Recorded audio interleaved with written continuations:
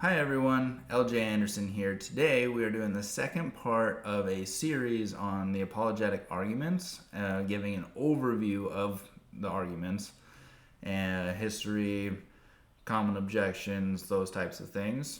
And today we are doing the moral argument, as you may have guessed from the title of the video. So, what is the moral argument? Essentially, the moral argument is the idea that because there are objective, universal moral truths, there must be a higher being, God, although you could argue something else as well, who instilled those things in humans. Typically speaking, when discussing the history of the moral argument, most people will say that Immanuel Kant is the one who invented it or created it.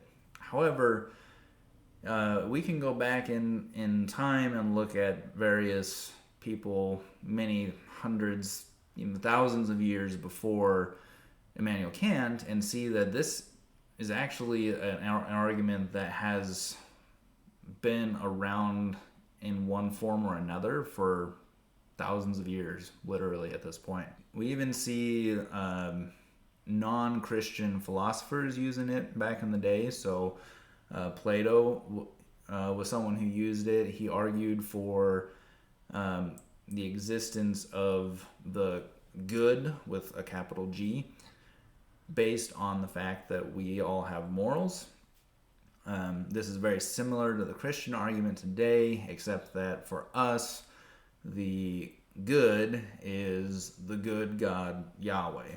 As such, it's better to say that Immanuel Kant first systematized or had a full-blown argument for the moral argument rather than he invented it or created it. So, what are some common objections for this argument? Well, as you likely guessed, maybe not though, many of the common objections revolve around the uses of the terms objective and or universal. Most people would agree, in fact, as far as I'm aware, everyone would agree that there are morals. Whether they are universal or not, or objective or not, is a whole different deal. The common bent today is to say that morals are not universal, they are not objective, they are culturally based, they are relative to whatever culture you're in, and that could be as relative as your personal family.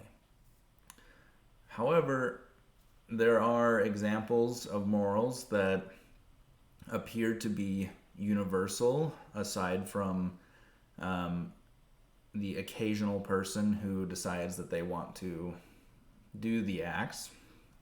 For example, murder is essentially universally held as being evil. Most people would agree that lying is wrong, and the vast majority of people would agree that raping somebody is wrong. This is evidence for universal objective morals. Even though there are examples of people who do those things, everyone, and typically including that person, recognizes them as being wrong. But those are the most common objections to the moral argument, is that there is no universal or objective moral truths. Therefore, most of the apologetic arguments, well, the moral arguments, for the existence of God in books or online or wherever you're seeing a moral argument given, one of the major things that you're going to see is a focus on demonstrating that there are indeed moral, universal and objective moral truths. It is these objections and others that causes many modern theologians and philosophers, including Christian philosophers, to reject the moral argument or at least downplay it significantly. For example, John Feinberg in his book, No One Like Him, The Doctrine of God, he argues that it's the least compelling argument for the existence of God. Others, however, like David Baggett and William Lane Craig, for example, would argue the exact opposite of John Feinberg and say that it's one of the most powerful tools for a Christian demonstrating the existence of God. And then today, the most common or the most popular book or example of the moral argument comes from C.S. Lewis's book, Mere Christianity. So this book begins with a moral argument and is actually a book I hope to do a review on here soon, so stay tuned for that.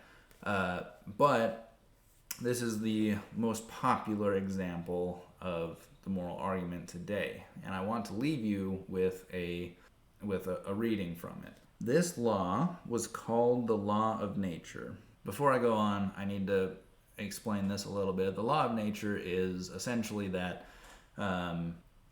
humans know right from wrong, and that has been accepted commonly, but it's not a law that we can't disobey in the sense of like gravity is a law that you and I are subject to regardless.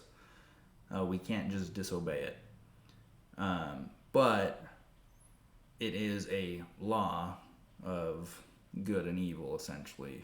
This law was called the law of nature because people thought that everyone knew it by nature and did not need to be taught it.